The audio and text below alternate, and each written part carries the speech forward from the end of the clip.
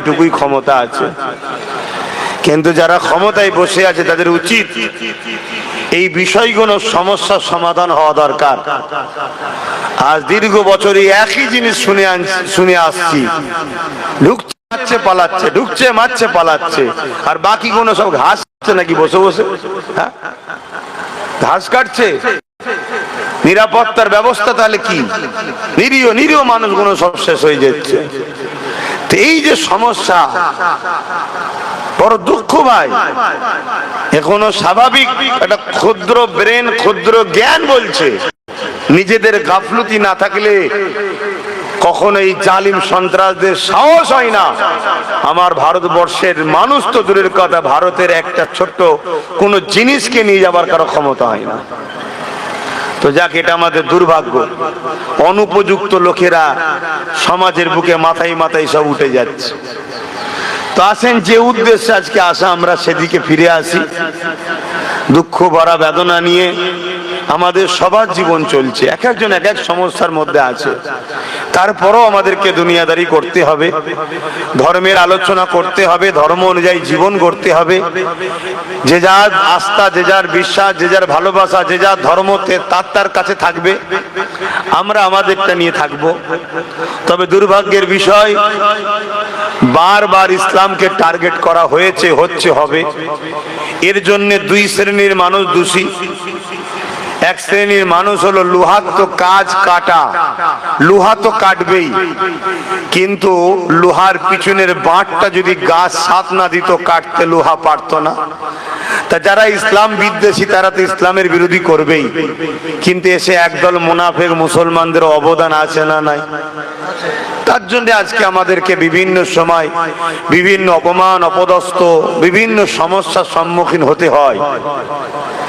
তবে কঠোরভাবে, মজবুত হাতে আমাদেরকে অন্যায়ের বিরুদ্ধে ন্যায়ের পক্ষে দাঁড়াতে হবে।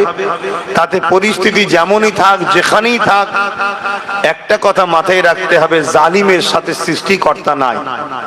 জালিমের সাথে সৃষ্টিকর্তা, সবাই বলুন, নাই। সে জালিম যদি মুসলিম লেবাসে হয় আর মুসলিম নামেও হয়, ওই মুসলিম, ওই শয়তানকে জেনে রাখা দরকার। তুই মুসলিম সুরাতে, মুসলিম লেবাসে হতে পারিস, তুই একটা শয়তান, তোর সাথেও আল্লাহ নাই, তোর সাথেও সৃষ্টিকর্তা নাই। সৃষ্টিকর্তা সব সময় মজলুম, অসহায়ের সাথে থাকে। জোরে বলুন সুবহানাল্লাহ। সে মজলুম যদি অমুসলিমও হয়, সৃষ্টিকর্তা তার সাথে আছে। কেন? তৈরি তো তিনার, তার ধর্ম কি ও তো তুমি আমি দেখছি। ভুল ঠিক ফাইসাল্লাহ তো সৃষ্টিকর্তা করবে, ঠিক না বে ঠিক গো? এই কালচার, এই মাইন্ড, এই মন মানসিকতা আমাদের রাখা দরকার। কিন্তু দুর্ভাগ্যের বিষয়, এখন সস্তায় বাজিমাত, সস্তায় বাজিমাত। ধর্মের কিতাব তো কোনোদিন খোলেনি, ধর্ম নিয়ে ধর্মের ধও বোঝে না, কিন্তু ধর্মের ধ্বজা সেজে, ধর্মের দরদি সেজে আমাদের সমাজে কিছু লোক তো এমন লাফালাফি করে বলার মতো না। এটা সব ঘরেই আছে। আমি শুধু বলছি না যে আমার বা অন্য করে বলছি না, সব ঘরেই আছে। যেমন এই যে আজকে আমি এতবার বলি যে তোমরা ভালো যদি বাসো, কথাগুলো বুঝবে। ইসলাম, আমার নবী বসে আছেন, হযরত আবু বকর সিদ্দিক বসে আছেন। হযরত আবু বকর সিদ্দিক বললেন, কেউ যদি কারো দিল ভাঙে, আল্লাহ কিয়ামতের দিন, কেউ যদি কাউকে খুশি করে, আল্লাহ কিয়ামতের দিন তাকে খুশি করে জান্নাত দেবে। জোরে বলুন সুবহানাল্লাহ। এই কথা শুনে সিদ্দিক আকবর কাঁদছে।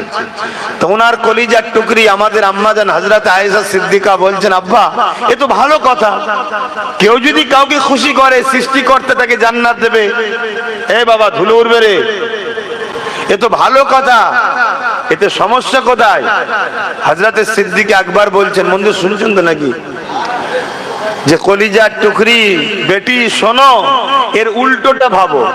কেউ যদি কাউকে খুশি করে আল্লাহ তাকে জান্নাত দেবে, কেউ যদি কাউকে দুঃখ করে তাহলে আল্লাহ শাস্তি দেবে। তাহলে আমি ভয় করছি আমার দ্বারা কেউ দুঃখ পেয়ে যায় না তো? কার কথা বলছি? সিদ্দিক আকবরের কথা বলছি। আসমানের নিচে, জমিনের ওপরে, নবীদের পরে সমস্ত সৃষ্টির মধ্যে শ্রেষ্ঠ জিনিস, ফেরেশতাদের থেকেও দামি জিনিস, জিবরাইল, মিকাইল, ইসরাফিল, আজরাইলের থেকেও ভিআইপি জিনিস। তিনি বলছে আমার ভয় হচ্ছে আমি কাউকে দুঃখ দিইনি তো, তাহলে আল্লাহ আমায় শাস্তি দেবে। আর আমাদের তো দুঃখ দেওয়া কথা ভাবা তো দূরের কথা, যা খুশি এখন তাই করছে। জানি না আমার কথায় তোমরা ব্যথা পেচ্ছ নাকি, তবে আমি ভুলের সাম্রাজ্য তৈরি করতে রাজি নয়। যদি ভুলের পক্ষে আমার পিছনে কয়েক হাজার কোটি লোকও যদি থাকে, আমি জানি পৃথিবীতে 700 কোটি লোক আছে কম বেশি, বুঝাবার জন্য বলছি, কয়েক হাজার কোটি লোক যদি ভুলের সাম্রাজ্য আমার পিছনে থাকে, আমি তার সঙ্গে থাকতে রাজি নয়। কেন? ভুলের সাম্রাজ্যে থাকলে ইরাই একদিন আমায় শেষ করে দেবে। আর সত্য সাম্রাজ্য যদি ছোট হয়, এই সত্য একদিন পুরো পৃথিবীকে জয় করবে। জোরে বলুন সুবহানাল্লাহ। তাই আপনাদেরকে ভালোবাসি। ঘরের ছেলেকে যে ডাঁটে সেই বাপই হলো প্রকৃত কিন্তু গার্জেন। পরের ছেলেকে ডাঁটাটা বড় জিনিস নয়, নিজের ছেলেকে ডাঁটতে হবে। তুই বদমাইশি করেছিস কেন? আমার ছেলে যদি না ডাঁটি, আমার ছেলে খারাপ হলে বদলাম আমার হবে, আমার ছেলের ভবিষ্যৎ খারাপ হবে। শুনছেন তো নাকি? আর আমার ছেলেকে যদি আমি ডাঁটি, তাকে রুকি, আমার ছেলে যদি সঠিক পথে যায়, ভালো হয়, একদিন দেশ সমাজের গৌরব হবে, সবাই আমার ছেলের দিকে তাকিয়ে থাকবে। তাই আপনাদেরকে আপন মনে করি বলেই রাগ করি। আপনারা কি কষ্ট পান? কষ্ট পেলে বাপ কিছু করার নেই, কারণ আমরা সেই খানদানের অনুসারী যে খানদান একজন খ্রিস্টান বাদশা ইসলাম কবুল করেছিল, ভুল করার জন্য তাকে শাস্তি দিয়েছিল, শাস্তি দেওয়ার জন্য সে ইসলাম ছেড়ে বেরিয়ে চলে গেছিল। মদিনার নবাবিদে ফারুক আজম তখন রাষ্ট্রপ্রধান অর্ধেক পৃথিবীর, তেনাকে সাহাবারা বলছে একটু নরম ব্যবহার করতে পারতেন, সে একটা রাজা। হযরত ওমর ফারুক বলেছিল অন্যায়ের কাছে রাজা আর গরিব বলে কেউ নাই, অন্যায় অন্যায়। কথা মাথায় ঢুকছে? এটা হলো ইসলাম। অতএব অন্যায় অন্যায়। আজকে সবাই আমরা অকাবলে পেরেশান, তাই তো নাকি? বিগত 10 বছর ধরে আমি অকাবলে আন্দোলন করছি, চিল্লাচ্ছি, ঠিক বলছি না ভুল বলছি? কিন্তু এই 10 বছরে সব থেকে বেশি যদি আমার বিরোধী হয়ে থাকে, এক শ্রেণীর মোল্লা মৌলী সাহেব আমার বিরোধী করেছে। কেন বিরোধী করেছে? তথাকথিত কিছু রাজনীতির দলের তামাক খেয়েছে, খেয়ে আমার বিরোধী করেছে। করেছে না করে না? হ্যাঁ কি না বলো? তারপরেও বলবো আজকে যত আন্দোলন হচ্ছে গণতন্ত্রের পক্ষে, সংবিধানকে মান্যতা দিয়ে এবং আইনকে বাতিল করার লক্ষ্যে যে আন্দোলন হচ্ছে, প্রত্যেকটা আন্দোলনকে আমার সাপোর্ট আছে। কিন্তু যারা গণতন্ত্রের বিরুদ্ধে, সংবিধানের বিরোধী আন্দোলন করবে বা কেন্দ্রের বিরোধী করে রাজ্যের দালালি করবে, তাই আন্দোলনে আমি নাই। কথা বুঝে আসছে না? নাই। বাকি যারা নিরপেক্ষতার সঙ্গে আন্দোলন করবে, সংবিধানকে মান্যতা দিয়ে, আমি প্রত্যেকটা আন্দোলনকে সাপোর্ট করছি এবং প্রতিটা জায়গায় আমার ভালোবাসার ছেলেদেরকে বলেছি তোমরা যাবে, সাথ দেবে। কিন্তু আন্দোলনের নামে সমাজ বিরোধী কাজ হবে, সে আন্দোলনকে সাপোর্ট করতে একজন ইমানদার হিসেবে আমি পারি না। দ্বিতীয় নম্বর, আমি একজন ভারতীয় হিসেবেও পারি না। তা আসুন, এই যে আন্দোলন আজকে হচ্ছে, এই আন্দোলন সবার মাথায় রয়েছে, কিন্তু আমি সেদিন বুঝেছিলাম যে আমরা ধ্বংসের দিকে যাচ্ছি। কবে বলেন তো? যেদিন বাবরি মসজিদের বিরুদ্ধে সুপ্রিম কোর্টের চরম একটা সংবিধান বিরোধী রায় বেরিয়েছিল, জানেন তো নাকি? হ্যাঁ, আস্থার উপরে রায় দিয়েছিল। সুপ্রিম কোর্ট বলেছিল ওখানে কোনো মন্দির ছিল না, ওখানে কোনো রকম কোনো ধর্মের খাঁচা ছিল না, 500 বছর নামাজ হচ্ছে প্রমাণ হয়েছে। সব কিছু থাকার পরেও সুপ্রিম কোর্ট লাস্টে কি বলল? যে কিছু করার নেই, একটা বড় সংখ্যা মানুষের আস্থার উপরে আমি রায় দিচ্ছি। শুনছেন তো নাকি? সেদিন আমি বুঝেছিলাম আমরা বিপদে। আর এই রায়ের পরেও আমি সব থেকে বেশি দুঃখ ও ব্যথিত হয়েছিলাম ওই দিনে, যেদিন এই রায়টা বেরিয়ে যাওয়ার পরে মুসলিম রহনুমা সেজে, মুসলিমদের ধর্মগুরু সেজে, মুসলমানদের মাথায় বসে যারা বলেছিল একটা মসজিদ যাচ্ছে যাক, একটা মসজিদ, বলবেন তো ও ওকে ছাড় না রে বাবা, ও আমাদের থেকে ভালো, আমরা বুঝে বুঝে শয়তানি করি। ও বেচারি নিরীহ মানুষ, একটা ব্যাস দে না, একটা জায়গায় দুটো দে, পড় পরে বস। আমাদের কাছে বাবা এইসব জুটলেও শান্তি পায়, এসব অন্য জায়গায় গেলে মেরে ফাটিয়ে ফেলবে। শুনছেন তো নাকি? আমাদের কাছে এরা নিরাপদেই থাকে, আমরা এদের পক্ষেই দাঁড়াই। কেন? আমার থেকেও হয়তো ভালো, তোমার পছন্দ আমার কথা নাও হতে পারে। কেন? ও বেচারি ভারসাম্যহীন, ওকে কিয়ামতের দিন আল্লাহ প্রশ্ন করবে না, কিন্তু আমাকে তোমাকে প্রশ্ন করবে সৃষ্টিকর্তা। তোকে বোঝ বুদ্ধি দিয়েছিলাম, কি করেছিস বল। শুনছেন তো নাকি? ও বেচারি কিছুই বোঝে না যে আমি কি করছি। ঠিক আছে, হ্যাঁ একদম চালিয়ে যাও, তুমি তোমার কাজ চালিয়ে যাও, আমি আছি তোমার সাথে, কিন্তু একটু আমাকে সহযোগিতা করো, বসে যাও। কি করবেন বলেন? আল্লাহ সৃষ্টি, অনেকের ব্রেনের সমস্যা হয়। আল্লাহ যে আমাদেরকে সুস্থ রেখেছে, ব্রেন দিয়েছে, আমরা ব্রেন খাটাচ্ছি না, তাহলে আমাদেরকে হিসাব নেবেন সৃষ্টিকর্তা। তো আমি যে কথা বলছিলাম, ওই যে আমাদের মাথার উপরে বসে থাকা ধর্মগুরু সেজে যারা বলেছিল একটা মসজিদ যাচ্ছে যাক, চুপ করে যাও, সমাজের বুকে যদি শান্তি ফিরে আসে। আমি ওই দিনই বলেছিলাম যে শান্তি আর ফিরার নয়। কেন? অন্যায়কে আপোষ করে সমাজে শান্তি হতে পারে না। অন্যায় সে ছোট হলো, তাকে ইগনোর করলে হয় না। অন্যায় অন্যায় হয়, নাই হতে পারে না। অন্যায়কে তুমি পাশ কাটিয়ে অন্যায়কে সাপোর্ট করে কখনো শান্তির আশা করা যেতে, অতএব ওটা অন্যায় হয়েছে, উচিত ছিল আবার নতুন করে রিপিটিশন করা, বা আরো অনেক সিস্টেম আছে, সেই সিস্টেমে তোমাকে আন্দোলন চালিয়ে যাওয়া দেশের সংবিধান অনুযায়ী। আমি সংবিধানের বিরুদ্ধে যেতে বলছি না, কেন সংবিধানের বিরোধী যাওয়া ইসলাম বিরোধী হবে। কেন? ইসলাম রাষ্ট্রকে পক্ষে দাঁড়াতে বলেছে। কথা বুঝে আসছে না? নাই সেদিন বুঝেছিলাম, তাই আমি প্রায় বলতাম যে সংগঠিত হও, ঐক্য তৈরি করো, রাজ পাওয়ার করো। ওয়াকাফ যাচ্ছে, কবরস্থান যাচ্ছে, মাদ্রাসা যাচ্ছে, মসজিদ যাচ্ছে, মসজিদে ঢুকবে AK-47 লে দাঁড়িয়ে। কি বলেছি না বলিনি? ক্যাসেট গুলো শুনে নেবেন। কথা বুঝে আসছে না? না। এখন প্রশ্ন হলো, এর সমাধান আছে না নাই? যেটা ঘটে গেছে এরও সমাধান আছে না নাই? একটু হ্যাঁ কি না বলুন। আছে। এর সমাধান কি? মাথায় পাগড়ি বেঁধে বলবেন কাফন পড়ে এসেছে, রাস্তায় নেবে, আর অন্য ধর্মের ভাইদের বাস থেকে ধর্মীয় পতাকা খোলা, তো নাকি? এর সমাধান কি? এর সমাধান হলো কি? পিছনে লিখবেন ওয়াকাফ কালা কানুনের প্রতিবাদ, আর বিশাল স্টেজ তৈরি করে বিহায়া চরিত্রহীন দেহ ব্যবসায়ীদের নিয়েছে নাচাবেন, সমাধান হবে। তাই তো নাকি? কথা বলছে না তো? তাহলে কি করবেন? কি করলে সমাধান হবে বলবেন তো? এটা নয় বললেন, ওটা নয়, তাহলে কি? তাহলে বড় বড় বক্স লাগিয়ে, হ্যাঁ বড় বড় বক্স লাগিয়ে গান গাওয়া সমাধান হয়ে যাবে তো? কথা বলছে না তো? আমার কথায় কষ্ট হয়ে গেল? আমার ইসলামের ধর্মীয় সম্পদ চলে গেছে, তুমি মজা নিচ্ছ না? মজা নিচ্ছ, প্রকাশ্য বলতে পারছো না। আচ্ছা বলুন তো, ইসলামে গান বাজনা হালাল না হারাম? জোরে বলেন। হারাম, তাই তো নাকি? তারপরও হালকা বয়সের ছেলে যদিও ভুল করে, আল্লাহ মাফ করুক, কিন্তু ওয়াকাফ প্রতিবাদের নামে বড় স্টেজ তৈরি করে সেখানে নাচ গান দেওয়া, এটা হালাল না হারাম? হারাম, তাই তো নাকি? আচ্ছা স্বাভাবিক বলুন, গান করে কখন? দুঃখে না খুশিতে? দুঃখে না খুশিতে?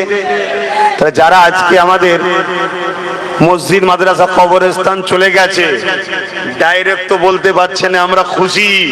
কেন? আমরা খুশি বললেই দুধেল গাইগুলো আর সাপোর্ট করবে না। তো কমসে কম ব্যানার দে ওয়াকাফ বিলের প্রতিবাদ, আর কিন্তু একটু আনন্দ করে নেচেলে। শুনছেন তো নাকি? তাহলে এই সব অবৈধ সন্তানদের বিরুদ্ধে আমাদেরকে সংগঠিত হওয়া দরকার আছে না নাই? আপনাদের কি মনে হয় কোন মুসলমান যদি এই ওয়াকাফ কালা কানুনের প্রতিবাদে নাচ গান করিয়ে বলে আমি প্রতিবাদ করছি, এ মনে হয় কোনো হালালি সন্তান হতে পারে? একটু আওয়াজ দিয়ে বলবেন। এই আমার কথা যদি কষ্ট হয় আস্তে আস্তে উঠে চলে যেতে পারো, একদম আওয়াজ দিয়ে বলুন হালালি হতে পারে? আপনারা যেদিকে এরকম কোনো জায়গায় করে থাকে সেইগুলোর সব খোঁজ খবর নেবেন মুরব্বীদের থেকে, দেখবেন কেউ লটারিতে পাওয়া, শুনছেন না শোনেননি? কেউ সুদ খাওয়া, কেউ ঘুষ খাওয়া, কথা বুঝে আসছে না? না, কেউ মার্ডার কেসের আসামি, কেউ আরো বড় বড় ক্রিমিনাল, তারা সব এখন নতুন করে বলছে ওয়াকাফ বাঁচাতে হবে। তার মানে কি আমাদেরকে বোকা বানাতে নেমেছে। তাহলে এর সমাধানটা কি? এর সমাধানও আমাকে সেই রসুলের জীবনে খুঁজতে হবে। জোরে বলুন সুবহানাল্লাহ। কোথায় খুঁজতে হবে?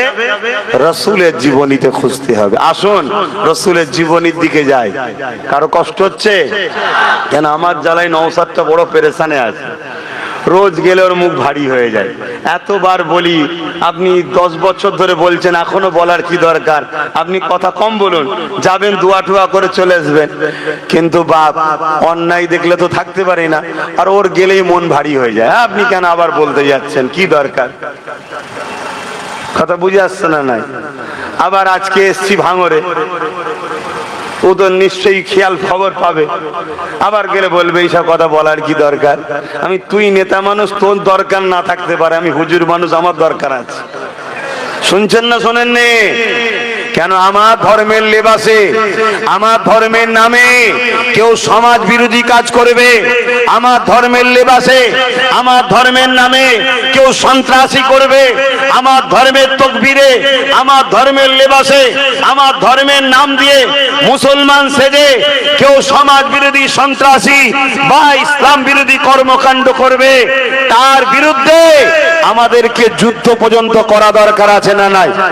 জোরে বলুন আছে না নাই? ও আগুন ধরছে, ধরুক গে যাক, সময় হলে ঠান্ডা হয়ে যাবে। আমরা এখন যেটা বলছি বলুন না, ও মাই কলা দেখবে খুনি না, ভয় পালাবেন, শর্ট হয়ে গেছে, পালা পালা পালা, পালিয়ে বাঁচবি কোথা বল দিকিন, আমাকে বল, সেখানে যাব। যেখানে পালিয়ে বাঁচা যায় বল, সেখানে যাবো একসাথে। আছে কোথায় বাঁচাবার? বাঁচার কোন জায়গা আছে?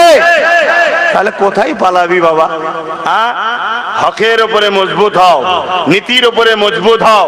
ইসলাম প্রেমের নাম, ইসলাম ভ্রাতৃত্বের নাম, ইসলাম ভালোবাসার নাম, ইসলাম ঐক্যের নাম, ইসলাম সাম্যের নাম, ইসলাম ভ্রাতৃত্বের নাম, ইসলাম ক্ষুধার্ত মানুষকে খানা খাওয়াবার নাম।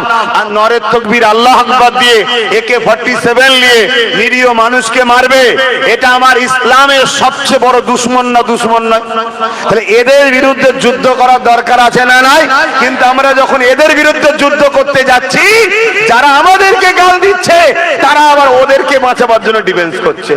তাহলে সেটিং আছে না? না। আমার কথা মাথায় ঢুকছে না? ঢোকে না? এই আমার কথা মাথায় ঢুকছে না? ঢোকে না?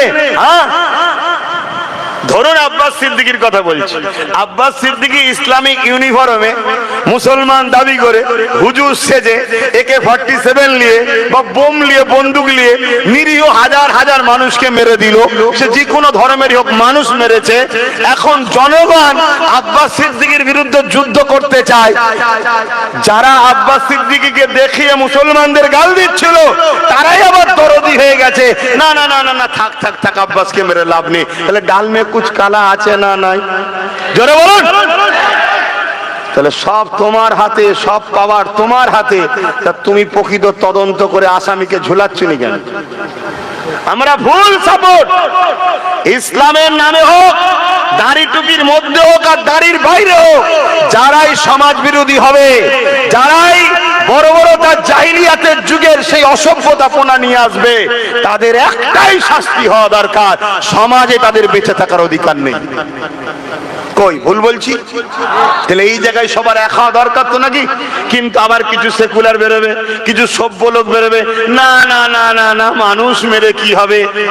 আরে মানুষ মারতে একবারও বলছি, মানবরূপী পশু যে হবে তাকে মারা দরকার আছে না নাই? পাগলা কুকুর যখন সমাজে থাকবে, ও কুকুর যদি বেঁচিয়ে রাখো, সমাজের মানুষকে কামড়ে কামড়ে সবাইকে জলতঙ্ক রোগ করে দেবে। অতএব একটা কুকুরকে ভ্যাকসিন দিয়ে সাইজ করে দেওয়া দরকার আছে না নাই? ওর দুটো হাত থাকতে পারে, দুটো পা থাকতে পারে? কি করে বাচ্চা কোনো সামনে নিজের বাপকে খুন করে? কি করে শিশু শিশু বেগুনা ছেলেদের সামনে তার বাপকে খুন করে? জানতে হবে মানুষের সুরাতে এই চতুষ্পদ জন্তু সিংহ বাঘের থেকেও খারাপ, হিংস্র জন্তুর থেকেও খারাপ। এই ক্যান্সার সমাজ থেকে যদি না মুছা হয়, এই ক্যান্সারের জন্য নিরীহ দুই পরিবারে অশান্তি লেগে দেশটা ধ্বংস হয়ে যাবে। ক্যান্সার মুছা দরকার আছে না? নাই তা মুছবে কে? হুজুর যে মুছবে বলে বসে আছে, নোটবন্দি করে ফেললো, আরো কত কি করে ফেললো, কই করুন না। মনে রাখবেন, যে ডাল দিয়ে ভূত ছাড়াচ্ছি সেই ডালেতেই ভূত বসে আছে। তাই ভূত যাবে তো যাক, আসুন সে মুসলিম নাম দিয়ে হোক আর অমুসলিম নামে হোক, আমি একটাই বুঝি, আমার যেটা বুঝা সেটা আপনাদেরকে দিচ্ছি। অন্যায়ের সাথে সৃষ্টিকর্তা নাই, জালিমের সাথে সৃষ্টিকর্তা নাই। আমার নবী পাক সাল্লাল্লাহু আলাইহি সাল্লাম যখন মক্কার আসলেন, মক্কা বা পৃথিবীর ভৌগোলিক পরিস্থিতিটা কি ছিল? ভৌগোলিক পরিস্থিতি ছিল এটাই, তৎকালীন সময় শাসক ছিল আবু জেহেল, উতবা, সাইবা।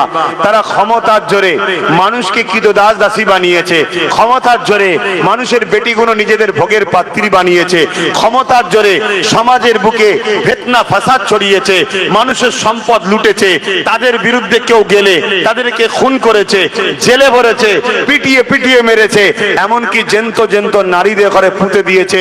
এই ছিল পৃথিবীর ভৌগোলিক পরিস্থিতি। এত নোংরা ছিল, রোম থেকে শুরু করে, পারস্য থেকে শুরু করে, কেসরা থেকে শুরু করে, কায়সার থেকে শুরু করে পুরো পৃথিবী ছিল অসভ্যতা, বর্বরতা, আইয়ামে জাহিলিয়াতের অশান্তির দাবানলে জ্বলছিল। হযরত প্রফেট মুহাম্মদ সাল্লাল্লাহু আলাইহি ওয়াসাল্লাম তিনি শুধু মুসলমানদের নয়, যতটা মুসলমানদের ততটা হিন্দু, দলিত, আদিবাসী, শিখ, পাঞ্জাবি, খ্রিস্টান সমস্ত মানুষের জন্য স্রষ্টার পক্ষ থেকে পথ প্রদর্শক, আখেরি মেসেঞ্জার, আখেরি আওতার, আখেরি রাসূল হয়ে এসেছে। তিনি এসে কি বললেন? তিনি এসে আবু জেহেলকে বললেন, অন্যায় বন্ধ করো, জুলুম বন্ধ করো, খুন বন্ধ করো, সন্ত্রাসী বন্ধ করো, আতঙ্কবাদী বন্ধ করো, মানুষের উপরে আতঙ্ক ছড়ানো বন্ধ করো, নারীদেরকে হত্যা বন্ধ করো, নেশা জাতীয় দ্রব্য বন্ধ করো, ইত্যাদি ইত্যাদি। রাসূল মানুষের হয়ে কথা বলতে লাগলো। রাসূল গরিবের পক্ষে দাঁড়ালেন, মুসলিমের পক্ষে দাঁড়ালেন, বিধবার পক্ষে দাঁড়ালেন, এতিমের পক্ষে দাঁড়ালেন। যাদের উপরে আবু জেহেল জুলুম করতো, রাসূল তাদের পক্ষে দাঁড়ালেন। তারা কেউ ইসলামের অনুসারী ছিল না, তারা কেউ এক আল্লাহকে মানতো না। নবী তাদের পক্ষে দাঁড়িয়ে আবু জেহেলের বিরুদ্ধে কথা বলছে। আবু জেহেল আমার রাসূলের দান্দা মুবারক শহীদ করেছে, আমার নবীকে তায়েফের ময়দানে পুরো মেরে রক্তাক্ত করে দিয়েছে। আমার নবী তাও সেই মজলুমদের পাশে দাঁড়িয়ে, তারা কেউ কিন্তু এক আল্লাহ মাননেওয়ালা ছিল না, শুনছেন তো নাকি? তারা কেউ ইসলামের ছিল না, কিন্তু জুলুম হয়েছে তাদের উপরে, তারা মজলুম ছিল, অসহায় ছিল। নবী তাদের পাশে দাঁড়িয়ে আবু জেহেলের বিরুদ্ধে কথা বলছে। আবু জেহেল আমার নবীর সঙ্গে যুদ্ধ বন্ধ করার জন্য 1000-এর উপরে সৈন্য নিয়ে আগিয়ে আগিয়ে এসে বদরে হাজির হলো। আমার রাসূল পাক সাল্লাল্লাহু আলাইহি সাল্লাম ওই বদরের ময়দানেও তাকে বুঝাচ্ছে যে জুলুম করো না, অত্যাচার করো না, আমরা তো তোমাদেরকে কিছুই বলছি না, তুমি শুধু মানুষের উপর যে অত্যাচার করছে এটা বন্ধ করো, মানুষকে পিয়ার করো, ভালোবাসো। কিন্তু তারা শুনলো না। আমার নবী ও সাহাবাদের উপরে পরবর্তী অস্ত্র নিয়ে হামলা শুরু করলো। নবী সাহাবাদের বললেন, যা পাও হাতে বিসমিল্লাহ বলে ডিফেন্সে নামো। সঙ্গে সঙ্গে খাজুর গাছের এলাকা, খাজুরের ডালে ডিফেন্সে নামলো।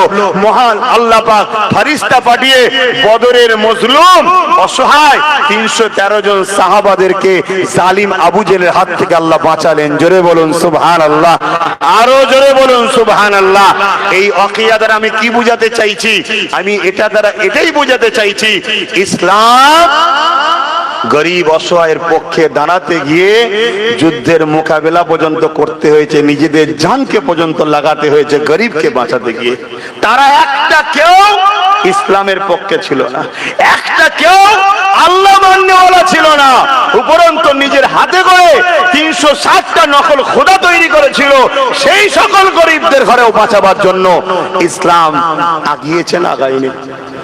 কথা বলে আজকে সেই ইসলামের ঘরের ছেলে আমরা। আমাদের আদর্শ, আমাদের আখলাক, আমাদের ব্যবহার, আমাদের চরিত্র, আমাদের কথাবার্তা মুহাম্মদ সাল্লাল্লাহু আলাইহি ওয়াসাল্লাম অনুযায়ী হওয়া দরকার। অর্থাৎ তিনার দেখানো রাস্তায় এখন চলে আসেন। এই যে ওয়াকফ কালা কানুন তৈরি হয়েছে, কেন সময় তো নেই। আর এই বিষয়টা যদি একটু সামান্য না বলা যায়, আবার অনেক মোল্লা মুলিসে আমার পিছনে লেগে যাবে। শুনছেন না শুনেন? তাই এই একদম মেন পয়েন্টই একটু বলছি, ওয়াকফ বাঁচাবার উপায় আছে, আছে, আছে। আল্লাহ নবী যখন মক্কা জমিনে দ্বীনের কথা বলে, ইনসাফ ইনসানিয়াতের কথা বলে, মানবতার কথা বলে, জালিম আবু জেহেল উতবা সাইবা রাজ ক্ষমতা দিয়ে আমার রাসূলুল্লাহকে কতল পর্যন্ত করতে চেয়েছে। একদিন নবী বাড়ির ফাঁকে হুজরা মুবারককে 40 জন আবু জেহেল বাহিনী পাঠালো, তার ফোর্স পাঠালো, 40 জন মিলে ঘিরে ফেললো। আমার রাসূলুল্লাহকে শহীদ করে দেবে, কতল করে দেবে। আল্লাহ পাকের হুকুমে আমার নবী পাক রওনা দিয়ে দিলে, এমন করে রওনা দিয়ে আসি মদিনায় চলে গেলে। এ যুবকেরা, তরুণেরা, বাপেরা, মদিনার জমিনে গিয়ে আল্লাহ নবী ন্যায়ের কথা শোনালে, ইনসাফের কথা শোনালে, ইনসানিয়াতের কথা শোনালে। দলে দলে মানুষ জুলুমের রাস্তা ছেড়ে দিয়ে ইনসাফ ইনসানিয়াত ন্যায়ের রাস্তায় আসতে লাগলে। এই সময়ে নবী আমার তাদেরকে নিয়ে এবং টোটাল ইয়াসরিব মদিনার মানুষ দিগকে নিয়ে আল্লাহ নবী বললেন, আমাদের একটা রাষ্ট্র কায়েম করার দরকার আছে। অর্থাৎ রাজ পাওয়ারের দরকার আছে। কেন? ইয়াসরিব খুবই পিছিয়ে পড়া গরিব মানুষ, কেউ আমাদেরকে গুরুত্ব দিচ্ছে না। নবী যে সময় বলছে, ওই সময় মদিনায় সংখ্যা গুরু হলো ইহুদি। সংখ্যা গুরু কারা? ইহুদি। 70% ইহুদি ছিল মদিনায়। আল্লাহ নবী ইহুদিদের ধর্মগুরুদের ডাকলেন, ইহুদিদের নেতাদের ডাকলেন, অগ্নি উপাসক, মূর্তি পূজারী সব ভাইকে ডাকলেন, ডেকে এক জায়গায় বসলেন যে আমাদের রাষ্ট্রের নিরাপদ, মদিনাকে একটা রাষ্ট্র বানিয়ে এর নিরাপত্তার জন্য আমাদেরকে ঐক্য হয়ে থাকতে হবে, না হয় সবাই আমাদেরকে ক্ষতি করবে। এর জন্য একটা ঐক্য দরকার। এই কথা যখনই বললো, আমার নবী পাক সাল্লাল্লাহু আলাইহি ওয়াসাল্লামের আখলাক, চরিত্র, আদর্শ দেখে সমস্ত ধর্মের লোকেরাই বলল, মুহাম্মদ সাল্লাল্লাহু আলাইহি ওয়াসাল্লাম আপনি আমাদের রাষ্ট্রের প্রধান, আপনাকে মেনে নিলাম। জোরে বলুন সুবহানাল্লাহ, আরো জোরে বলুন সুবহানাল্লাহ। আমার নবী পাক একটা সনদ লিখলেন, সনদ তৈরি করলেন, সেখানে ধর্মের বিষয়ে জুলুম করা, বাড়াবাড়ি করা ইত্যাদি ইত্যাদি, সর্বধর্মের মানুষ মিলেমিশে থাকা, মানুষের অধিকার দেওয়া, মানুষের যে যার যেটা পাওনা তাকে পৌঁছিয়ে দেওয়া, এ সব কিছু লিখে একটা রাষ্ট্রীয় সনদ তৈরি করলেন, করে নবী রাষ্ট্রের প্রধান হলেন। 10 বছর নবী আমার রাষ্ট্র চালিয়েছে। যেভাবে চালিয়েছে সেই চালানোতে মানুষ উন্মুগ্ধ হয়ে, খুশি হয়ে, সবাই আমার রসুলের দিবানা হয়ে, নবীর পাগল হয়ে নবীকে রসুল বলে মেনে নিয়েছে। জোরে বলুন সুবহানাল্লাহ, আরো চিৎকার দিয়ে বলুন সুবহানাল্লাহ। যে এত সুন্দর আদর্শ, এত সুন্দর আখলাক, ইনার থেকে দূরে আমরা থাকি কিভাবে? সেই নবী পাক সাল্লাল্লাহু আলাইহি সাল্লাম তিনি মক্কা থেকে চলে গিয়েছিলেন ইয়াসরিবে। কথা বুঝে আসছে? আমার নবী পাক সাল্লাল্লাহু আলাইহি সাল্লাম তাহলে কি দেখালেন? যে আমি যেটা বুঝাতে চাইছি, এক রাজশক্তি যখন জালিম হয়, সেই রাজশক্তিকে দমন করতে গেলে আর একটা রাজশক্তি ইনসাফ পরায়ণের দরকার আছে না নাই? একটু আওয়াজ দিয়ে বলবেন। আপনাদের কি অসুবিধা হচ্ছে? খুব ভালো করে বুঝবেন, লুহা না হলে লুহা কাটা যায় না। অতএব আইন যখন একটা রাজশক্তি করে, তার প্রতিরোধ করতে গেলে আর একটা রাজশক্তির প্রয়োজন আছে না নাই? এটা কবে বুঝবেন? আজকে আমার ভাইয়েরা অনেকে বিরাট প্রোগ্রাম করতে চাইছিল কলকাতায়, শুনলাম সোশ্যাল মিডিয়ায় দেখছি তাদেরকে করতে দেয়া হলো না। কেন দিলেন না? কেন দিলেন না? সবার তো অধিকার আছে, আছে না নাই? সবার অধিকার আছে, হ্যাঁ, কেন দিলেন না? এ বিষয়ে আমি তো প্রতিদিন লাইভে বসি, জানেন তো নাকি? আজকে তো 7টায় বসতে পারবো না, 9টায় বসবো। কথা বুঝে আসছে? আমি বলবো, কিন্তু মনে রাখবেন, সব জায়গায় এখনো মাথায় ঢুকান, কম্পিটিশনে আপনাকে আগাতে হবে। আপনার আইএস, আইপিএস, ডব্লিউবিসিএস, আপনার জজ, আপনার উকিল, আপনার ছেলেকে এডুকেটেড পার্সন করতে হবে।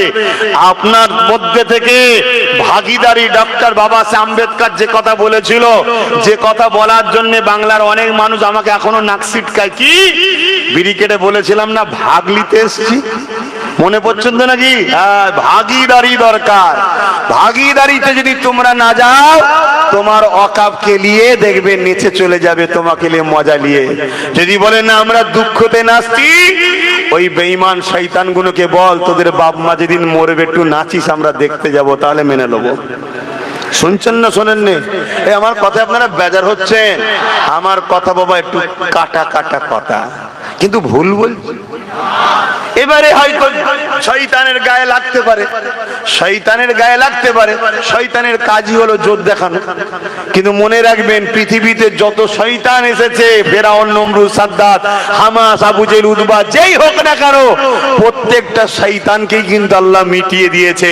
আর যারা ন্যায়ের পক্ষে ছিল, আজও পৃথিবীর বুকে তারা উজ্জ্বল চাঁদের মতো আজও জল জল করে রয়েছে। জোরে বলুন সুবহানাল্লাহ। তাহলে নাম্বার ওয়ান, যখন কোনো জিনিস আইন হয়ে যায়, সেটাকে আইনের অস্ত্র দিয়ে কাটতে হবে। তাই যখন কোন জায়গা থেকে বিল পাস হয়েছে, আইন হয়েছে, সর্বোচ্চ আদালত সুপ্রিম কোর্ট, সেখানে আপনাকে যেতে হবে। তাই অলরেডি নওশাদ সিদ্দিকী সুপ্রিম কোর্টে গিয়ে কেস চালাচ্ছে, তাই তো নাকি? আইনটা করেছে কেন্দ্র সরকার, তাই তো নাকি? তা কেন্দ্র সরকার আইন করেছে, তা কেন্দ্র সরকার কিছু করলে তার হাত থেকে বাঁচাবার টেন্ডার নিয়েছিল কে? কথা বলবেন না? আমাদের বুঝতে পারছেন না? বুঝতে পারছেন তো নাকি? আরে বাবা ঘুমটা অলি, বুঝতে পারছেন? ইনি তো বলেছিলেন কলিকাতায় দাঁড়িয়ে রেড রোডে, পুরো ভারতে বিপদে পড়লে মুসলমান আমি আছি। ঢোকের মাথায় বলে দিয়েছে, জানছে বুকা তো, যা খুশি বলেলে। ঠিক আছে, ভারত ছাড়ো। এখন যে একটা আইন তৈরি হয়েছে, এই আইনটার জন্য আপনি পাশে আছেন না? নাই। বলছে আমি তো বলেছি আমার বাংলায় হতে দেবো নি। আপনি তো বলেছিলেন 10,000 মাদ্রাসা দেবো, দিয়েছেন। আপনি তো বলেছিলেন ডবল ডবল চাকরি, 26,000 লোক এখন রোদে বসে আছে। আপনি তো বলেছিলেন, কি বলেছেন বলেন, ফুরফুরায় প্লেন ঢুকে যাবে, মানে প্লেন না ট্রেন ঢুকে যাবে, ঢুকে গেছে নাকি? আপনি তো বলেছিলেন ফুরফুরা উন্নত মানের পর্যটন কেন্দ্র হবে, হয়েছে।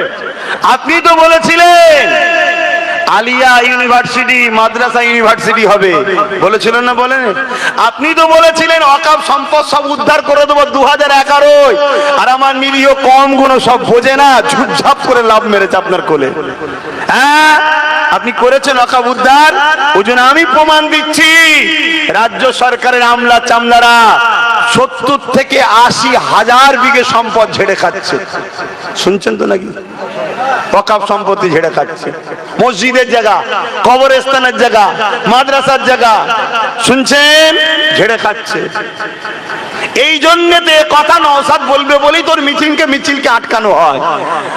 না হয় ওকে কেন আটকাতে যাবো? তো মিথ্যা কিছু বলে নেই, সমস্যা এটাই।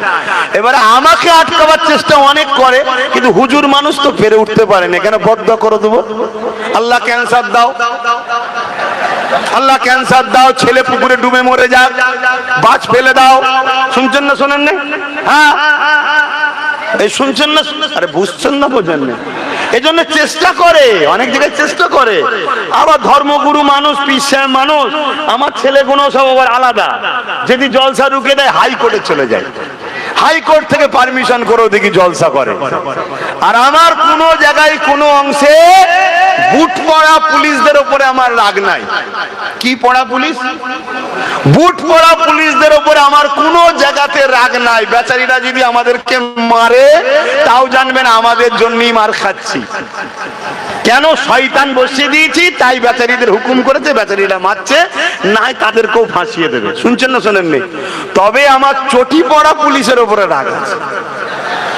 শুনছেন তো নাকি? কেন? হাকিকাতে পুলিশ নয়, পুলিশের দেশে গুন্ডা গুন্ডা গুন্ডা, যারা পুরাতন মোটরসাইকেল নিয়েছে পুড়ায়, পুরাতন মোটরসাইকেল এসে পুড়ায়। আর গাড়িটা পুড়ালো নি, ঠেলে উল্টে দিল। কেন? গাড়ি পুরালে যদি কেস জটিল হয়, আস্তে আস্তে কেস করতে করতে যদি সাপ বেরিয়ে পড়ে, অর্থাৎ পুরাতন পড়ে আছে, নিয়ে এসে পুড়িয়ে দে। শুনছেন তো নাকি? আরে বুঝি রে বাবা, হুজুর বলে কি কিচ্ছু বুঝিনি ভাবছেন নাকি? হ্যাঁ, আমাদের গায়ে সিদ্দিক আকবরের খুন আছে, অর্ধেক পৃথিবী চালিয়েছে যিনি। বুঝিনি মনে করেছেন? সবই বুঝি, শুধু দুঃখ একটা জায়গায়, আমার কমকে মুনাফিক মুসলমানরা কন্ট্রোল করে ফেলেছে। যদি এ কম সব জায়গায় ফোকাস ছেড়ে দিয়ে কে মুমিন কে মুনাফিক, কে কওমের দরদি আর কে কওমের সেজে গাদ্দার, এটাকে যদি চিনতে যদি এ কওম একবার পারে, আল্লাহকে সাক্ষী রেখে বলছি, এই ভারতের বুকে প্রত্যেকটা নারীর উপরে জুলুম বন্ধ হয়ে যাবে, প্রত্যেকটা অত্যাচার, জুলুম, দাঙ্গা, ফাসাদ সব বন্ধ হয়ে যাবে। কারণ এরাই পারে এ সমাজকে অন্যায় মুক্ত করতে। জোরে বলুন সুবহানাল্লাহ, আরো জোরে বলুন সুবহানাল্লাহ। কিন্তু এদেরকে পরিচালনা করা হচ্ছে কওমের দরদি সেজে মুনাফিক গাদ্দারদের দ্বারা। আর এই মুনাফিক গাদ্দারকে দিয়েছে কারা? বর্তমান চারিদিকে যাদের হাতে পাওয়ার আছে তারাই। কেন? তা না হলে তো মিডিয়াতে খবরটা খাবেন, আর খবরটা যদি ভালো না হয় ভাগাভাগি তো হবেও নেই। শুনছেন তো নাকি? এই বুকে ব্যথা হচ্ছে কারো? গরমের সময় বেশি ব্যথা হলে নিয়ে স্টক হয়ে যাবি, শেষকালে বিপদ হয়ে যাবে, হার্ট অ্যাটাক হয়ে যাবে। আমার কথা কি কিছু ভুল লাগছে নাকি? ভুল লাগলে বলবেন ভাই, তাহলে আমি শুধরে নেবো। আর যদি মনে হয় ঠিক হচ্ছে, ও আপনার গায়ে যদি ফুসকাও পরে আমার কিছু করার নেই। কেন? আপনার একজনের চামড়া বাঁচাতে গিয়ে আমার দেশের ক্ষতি হতে দেওয়া যাবে না। আপনার একজনের চামড়া বাঁচাতে গিয়ে আমার দেশের পিছিয়ে পড়া মানুষেরকে ক্ষতি করা যাবে না। তো ভাইয়ের আমার খুব ভালো করে শোনে, তাহলে নম্বর 1 ওয়াকফ বাঁচাবার রাস্তা কি? আইনের যখন হয়েছে আইনের অস্ত্র দিয়ে কাটতে হবে, তাই সুপ্রিম কোর্টে চলছে। কিন্তু আমি জানতে চাইছি, সুপ্রিম কোর্টে আমি কেস করা, তুমি কেস করা আর একজন এমএলএ কেস করার মধ্যে পার্থক্য আছে না? নাই? এমএলএ এর কেস মানে অনেক পাওয়ার বেশি। আচ্ছা, এমপির কেসের পাওয়ার বেশি না কম? হ্যাঁ, এমএলএ এর কেসের বেশি পাওয়ার না কম বেশি? বেশি। তাহলে স্বাভাবিক, তাহলে এমএলএ যখন কেস করছে এমপিরও কেস করা দরকার, ঠিক না বেটি? কিন্তু যদি কেউ ওয়াকফকে মনে প্রাণে ধ্বংস করতে চায়, সে কখনো কেস করবে? করবে না। দ্বিতীয় নম্বর কথা, এমপির কেসের পাওয়ার বেশি না সিএম এর কেসের পাওয়ার বেশি? তাহলে আমার রাজ্যে সিএম এর কেস করা দরকার আছে না? না, ঝগড়া করার দরকার বলছি না, ভালোবেসেই বলেন না, বুবুজান বলেন আর খালাজান বলেন, আম্মাজান বলেন আর দিদিজান বলেন, যা খুশি বলতে মন যায় বলেন, বলে একটু আদর করেই বলেন না যে কেসটা করেন না। কি দরকার আছে না? নাই, আমার সঙ্গে নাই ভালো সম্পর্ক নেই, কেন? আমাকে দেখতে পারে না। কথা বুঝছেন না বোঝেন না? একদম উল্টো দিকে তো আমি। কথা বুঝছেন না বোঝেন না? কিন্তু যাদের সঙ্গে খাতির টাতির আছে, একসাথে দেখা গেল কত ইমাম, মৌলী সাহেব, হুজুর টুজুর সব দেখলেন না, একটু বলা দরকার আছে না? নাই, ঝগড়া করতে বলছি যে আপনি একটা কেস করুন, আমাদের বিপদে আপনি সাথ দেবেন না?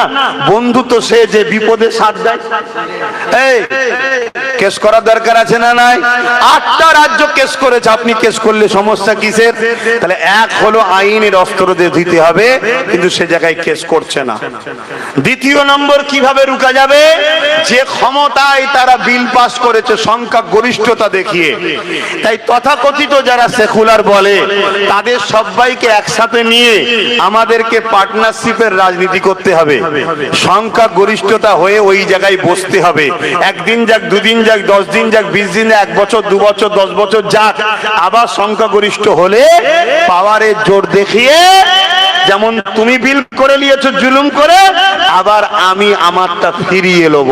বলুন ইনশাআল্লাহ। পারা যাবে না? যাবে না। দ্বিতীয় অপশন। 3 নম্বর অপশন কি? আন্দোলন বাড়াতে হবে। কি বাড়াতে হবে? আন্দোলন। মাথা যত বাড়বে দিল্লিতে তত আসর পড়বে।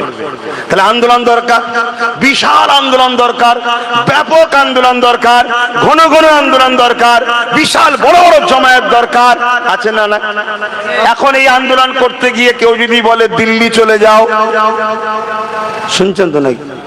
তাহলে এই কথাটা মনে রাখার দরকার আছে না? নাই। এখন এর উত্তর দিবার দরকার আছে কি? কিন্তু উত্তরটা আপনাদের শিখিয়ে দিচ্ছি। ঠিক ভোটের সময় এলে বলবেন ভোটটা দাও, অমনি বলবেন দিল্লি চলে যাও।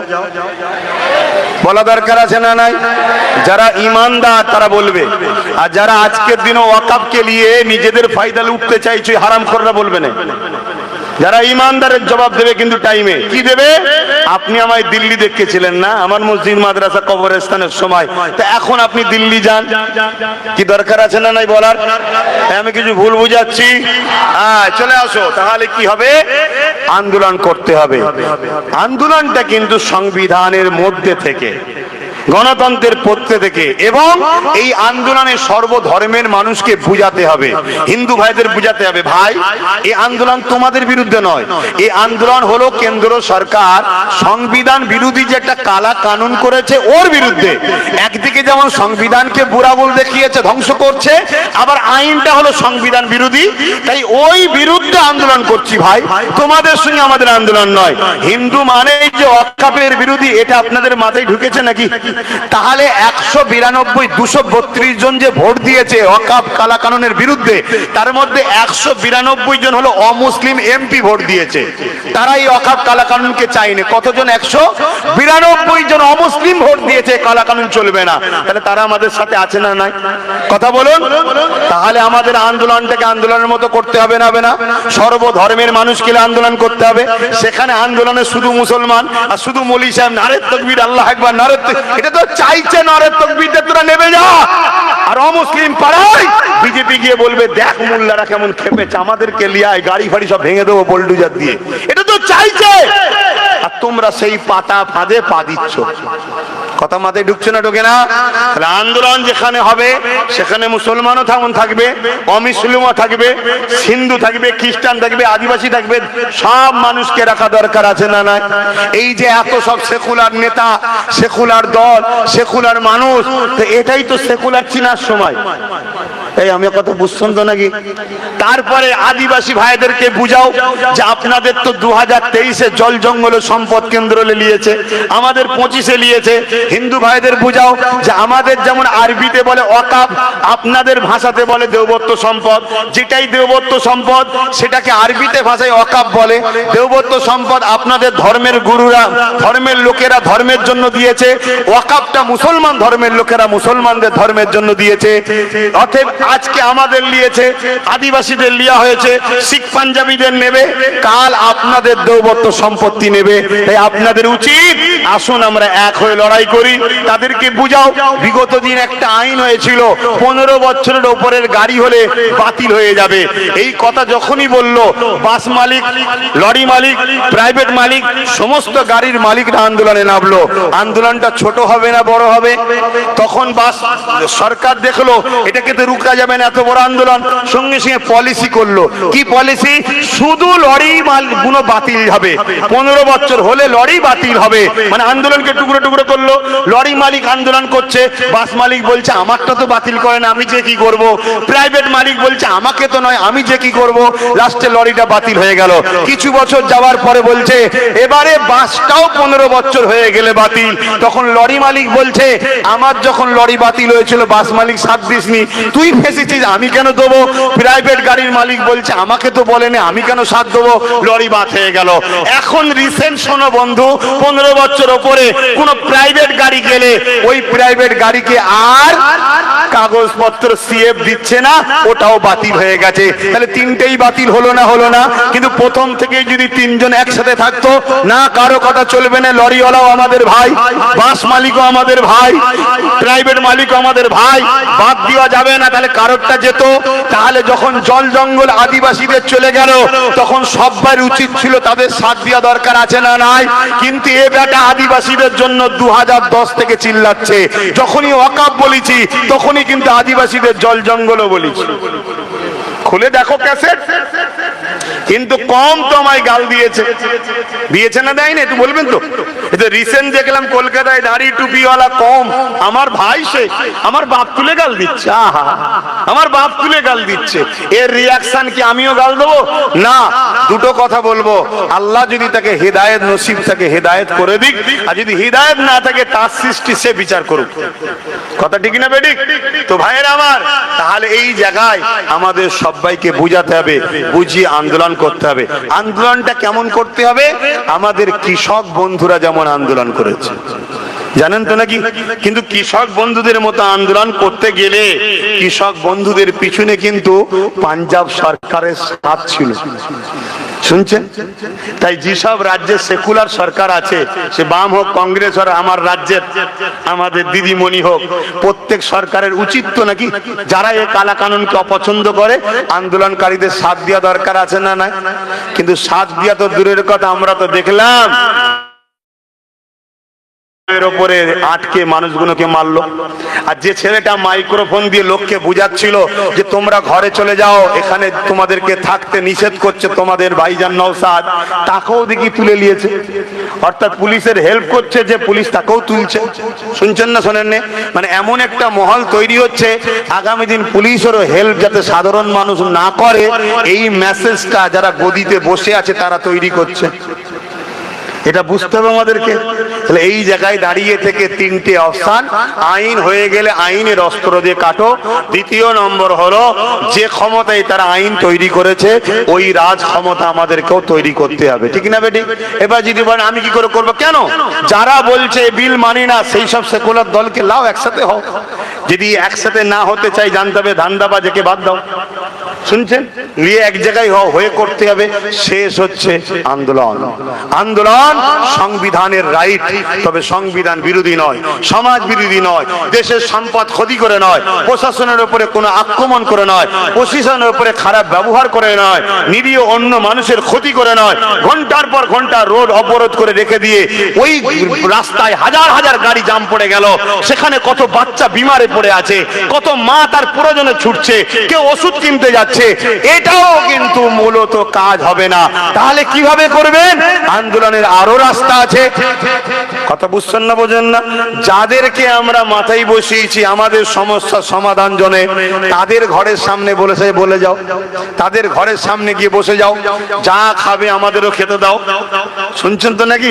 ঝগড়া নয়, গোল করে বসে যাও, যা রান্না হবে পাঠাও। শুনছেন তো নাকি? ততক্ষণ উঠবো না যতক্ষণ তুমি আমাদের হয়ে লড়ছো। আন্দোলন হবে না মানে? আমি তো কথা বলিনি, আমি কথা বললে উল্টো হয় নাকি সবাই বলে, কিন্তু আমি যেটাকে ধরি তার গুড়া তুলে ছাড়ি। এই তো অকাপ সম্পদ চুচুড়ার মাদ্রাসায় তালা মেরে দিয়েছিল রাজ্য সরকার, জানেন না? জানেন না? হ্যাঁ, ও র‍্যাব দিয়েছিল, র‍্যাব চমকাবে আব্বাস সিদ্দিকীকে। ব্যাস এক ডায়লগেই বলছেন না মাথা গরম করতে মানা করো, এক্ষুনি খুলে দিচ্ছি। শুনছেন না শোনেন না? হ্যাঁ, আরে আজ নয় কাল মরতে হবে। আল্লাহ ছাড়া কাউকে ভয় করি না, তবে 100% আবার বলছি, জুলুম ইসলাম করতে নিষেধ করেছে, কখনো জুলুম করি না। কিন্তু তুমি আমার ঘরে তালা মারবে, আমার মাদ্রাসায় তালা মারবে, এটা কি জুলুম নয়? কথা বলো, তুমি আমার প্রপার্টিকে দখল করবে, এটা কি জুলুম নয়? তোমার এই জুলুমকে মেনে লিয়াটাও হলো ইসলামে হারাম, তাই আমরা মানতে পারি না।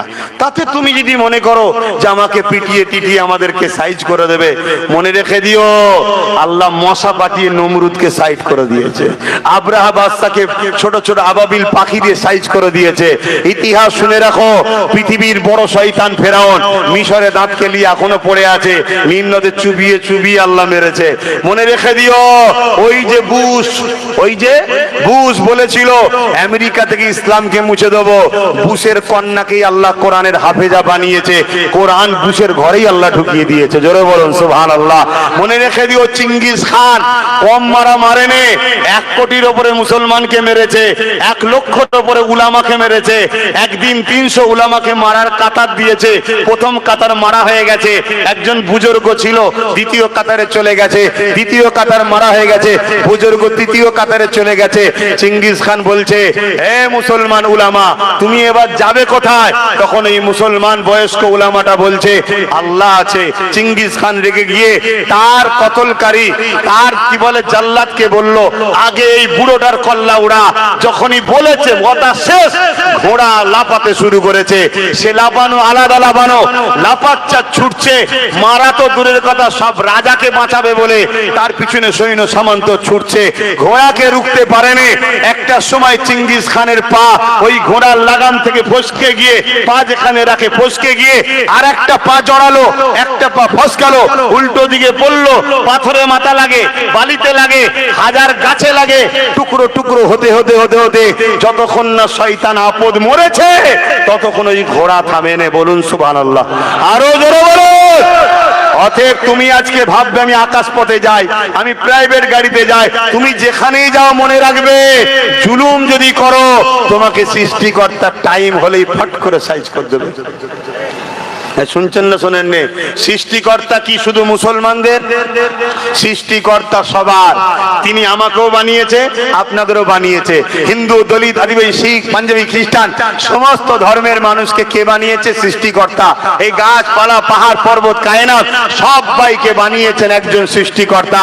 তিনিই হলেন কোরআনের ভাষায় আল্লাহ। জোরে বলুন সুবহানাল্লাহ। মাথায় থাকবে তো নাকি? কিন্তু টাইমকে দেখে আমি তো কিছুই বুঝাতে আপনাদেরকে পারলাম না। এলোমেলো ভাবে যতটুকু আল্লাহ যা বলালো এতে মনে হয় আপনারা বিরক্তই হলেন নাকি? তা আমার তো মন ঠিক পোষালো না কথা বলে সময় কই। আর আপনারা ওই মোহব্বত দেখিয়ে আনছেন, ভালোবাসা দেখিয়ে আনছেন। আরে আপনারা আমার সাথে থাকলে আমার টেনশন বেড়ে যায়। হালকা কাল্লাকে সাক্ষী রেখে বলছি, আপনারা থাকলে আমার টেনশন বাড়ে। আর আপনারা না থাকলে, আমি একা থাকলে না আমাকে নিজেকে বিরাট কিছু মনে হয়। সে যেখানেই হোক একা যেতে আমার ভালো লাগে, থাকলে টেনশন বাড়ে। কেন আপনারা যেভাবে গাড়ি চালান আমার ভয় লাগে। মোটরসাইকেলে দেখি ঘুরে উল্টো দিকে ফটো তুলছে, কি হাসবে না? এটাকে আমি ভুল বলছি? কি তোমার জীবনের মূল্য নেই? তুমি নিজেকে চিনতে শিখলে না? তোমাকে সৃষ্টিকর্তা সৃষ্টি করেছে কি জন্যে? নিজের জীবন কেরম ঝুঁকিতে ফেলার জন্য? তুমি বড় হবে, তুমি সমাজের মানুষের খেদমত করবে, সর্বধর্মের গরিব তোমার থেকে উপকার পেতে পারে না, পারে না। তুমি একজনের বাবা হবে, তোমার সন্তান হবে, সংসার হবে, একজনের স্বামী হবে। তুমি এসব কি করছো? আমি জানি না আমার কথা তোমরা যুব সময় নিতে পারছো কিনা, কিন্তু না নিতে পারলে বাপ তোমাদের ক্ষতি অনিবার্য। আর যদি নিতে পারো, আবেগে হবে না বাপ, আবেগে কোনো জিনিস হয় না। জোশ আনো, হুঁশ হারিয়ে নয়। সাপের গায়ে খুব ক্ষমতা, যা ধরে ভেঙে ফেলে, যা ধরে ভেঙে ফেলে। তা বলে মাথা মুটা তরোয়ালকে জড়াতে গেলে হয়? তো সবকিছু বুঝতে হবে। তোমরা বোঝো, আল্লাহর হস্তে দুহাই দিচ্ছে, আমায় ভুল বুঝিনি সোনার ভাই আমার। কেন? তোমরা যথেষ্ট ভালোবাসার পরিচয় আজও দিচ্ছ। তোমাদের উপরে কি অত্যাচার হয়নি, তোমাদের উপরে কি জুলুম হয়নি। অন্যদিকে ৭৭ মিলে পুরো বাংলাকে হিংসার আগুনে জ্বালিয়ে পুড়িয়ে দিতে চাইছে। কোথায়? পূর্ব মেদিনীপুরতে একজন সেকুলার কমনাল ভূত ধরেছে, যাকে পুরো বাংলাতে আগুন লাগাতে চাইছে। তাকে রাজ্য সরকার পুলিশ দিয়ে পাহারা দিয়ে নিয়ে যাচ্ছে। যা, যে বড় বড় ভাষণ দে, মুসলমানদের ভয় দেখা, মুসলমানকে ভয় দেখা, দেখালে কি হবে? মুসলমান আমার কোলে উঠবে, আমার ফায়দা হবে, আর তুই তোর হিস্সাটা বুঝে লেগে যা। শুনছেন না শোনেন? কই তাকে তো একবারও রোখে না। কত জায়গায় বক্তব্য থেকে শুরু করে কত জায়গায় কত অশান্তি হচ্ছে। বাড়ি বাড়ি বাচ্চা বাচ্চা ছেলে পুলে পুড়িয়ে পুড়িয়ে মেরে ফেলছে। কই সেখানে একাধিক থানা তৈরি করেছে, কিন্তু ভাঙড়ে করছে কেন? ভাঙড়ের এই জমিটাকে সবার লক্ষ্য তোমাদেরকে উচ্ছেদ করে এয়ারপোর্টের নামে এখানে বড় বড় কর্পোরেটদের হাতে তোলা হবে। কথা মাথায় ঢুকছে না? ঢোকে না? আমি স্পষ্ট বলে যাচ্ছি, কারো দম থেকে আমার মোকাবেলায় নাবো। তোর কত ক্ষমতা আছে আর আমার কি ক্ষমতা আছে সেদিন তো দেখা হবে। চিন্তা করছো কেন? কথা বুঝছেন না? বোঝেন না? এইটা বোঝো। তোমাদেরকে অনেক পলিসি অবলম্বন করতে হবে, অনেক হিকমতের সঙ্গে কাজ করতে হবে। মাছ জীবনে ধরুনি, মাছ এই মাছ ধরো না ধরুনি, মাছ ধরে অনেক রকম পরিকল্পনা আছে, আছে না নাই? যা বুঝার হয় বুঝে নাও। আর যদি বুঝতে না পারো পার্সোনাল দেখা করবে, ভালো করে বুঝিয়ে দেবো। শুনছেন না? শোন, এখানে কি ভাবছেন সব আমার নাকি? হ্যাঁ, এর মধ্যে একটা দুটো মুনাফেক থাকতে পারে না, পারে না? এই কথা বলছে না তো? হ্যাঁ, হয়তো লাগিয়ে বসে আছে ওখানে, শুনছে আর এক শয়তান। শুনছেন না? শোনেন না? হ্যাঁ, আমি সব বুঝি রে বাবা, সব বুঝে বুঝে বুঝে বুঝেই তো 2021-এ হঠাৎ করে খেয়ে দিয়ে কাজ নেই। ছোট বাচ্চা যার এখন ঘুমোবার সময়, খেলা করার সময়, বন্ধুত্ব করার সময়, তাকে আমি বললাম তুই এত বড় দায়িত্বে নাপ, রাজনীতি কর। কেন? আমি হুজুর হয়ে গেছি, তুই নাপ। আমি বুঝিনি, আমি বুঝি, কিন্তু ভেবে দেখো ওর সাথে যদি আরো গোটা 30 থাকতো আজকে তোমাদের কত উপকার হতো বলো তো? বলো আমি ভুল বলছি? আর যদি আজকে একটা পায়া থাকতো আমাদের, এই যে বসে আছি, কটা পায়া? হ্যাঁ, ধরুন আমি ঘুমটা বলি, বসে আছি, শুনছেন না? শোনেন না? তিনটে পায়া আমার, একটা তোমার, একটা তোমাদের। এখন এই চেয়ারে বসে আমি বেশি তোমাদের বিরোধী করতে পারতাম, কেন পায়া খুললিলে কি হবে? তাহলে আমি কি বলেছিলাম মাথায় ঢুকছে। কিন্তু আমার সব থেকে বড় বিরোধী করলো কারা? আমার কওমের মাথায় যারা বসে আছে তারা বিরোধী করেছে না করে না? মোটা মোটা টাকা দিয়েছে, মোটা মোটা টাকা নিয়ে বিরোধী করলো। যাক, এর পরেও বলছি মানুষ মাত্র ভুল হতে পারে।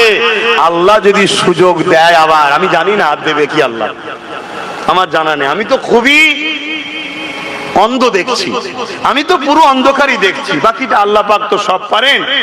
যদি সুযোগ দেয়, মা থেকে শুরু করে, বাপ থেকে শুরু করে, বোন থেকে শুরু করে, ভাই থেকে শুরু করে, মনে রেখে দিও জীবন বাজি লাগিয়ে হলো, জীবন বাজি লাগিয়ে হলো একটা পায়া তৈরি করার জন্য চেষ্টা করতে হবে না? হবে না?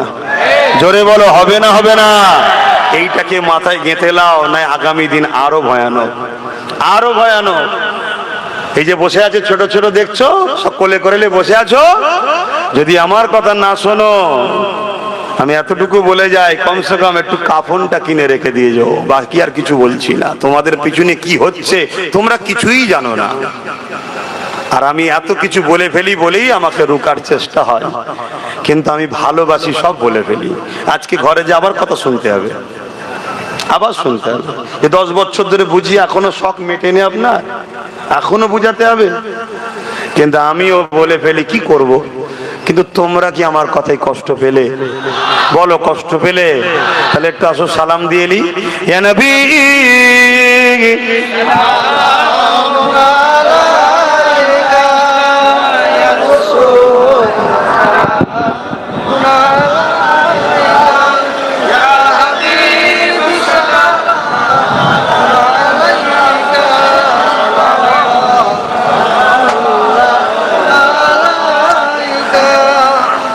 ন্যায়ের পক্ষে, সত্যের পক্ষে দাঁড়িয়ে হযরতে নবী ইউসুফ আলাইহিস সালাম জেল খেটেছে, জানেন তো নাকি? তা আপনি দোষ করবেন না, আপনার নামে যদি মিথ্যা কেস হয় আপনি মন খারাপ করবেন না। হতে পারে আল্লাহ এর বিনিময়ে আপনার কোনো গুনাহ মাফ করতে চাইছেন, বা হতে পারে এর বিনিময়ে আল্লাহ আপনাকে হয়তো বড় কোনো জায়গায় পৌঁছাতে চাইছেন। এর জন্য আপনাকে ধৈর্য ধরতে হবে, সবর করতে হবে। কোনো জিনিসই তাড়াহুড়ো করতে নাই, তাড়াহুড়ো ইসলাম পছন্দ করে না। ইয়া নবী সালাম, ইয়া রাসূল সালাম, ইয়া হাবিব সালাম, সালাম, ইয়া নবী মদিনা হতে সব কিছুই পারে দেখি, মোদের লাশ কবরে রাখিলে লইবেন আপন করে। নবী সালাম, ইয়া রাসূল, ইয়া হাবিব সালাম, সালাম। সময় নেই, একটু বসুন, দোয়া করে দিই। বিসমিল্লাহ শরীফের সঙ্গে দরুদ শরীফ সূরা ফাতিহা শরীফ পড়ুন, এখনই দোয়া হবে। বাপজান আমার,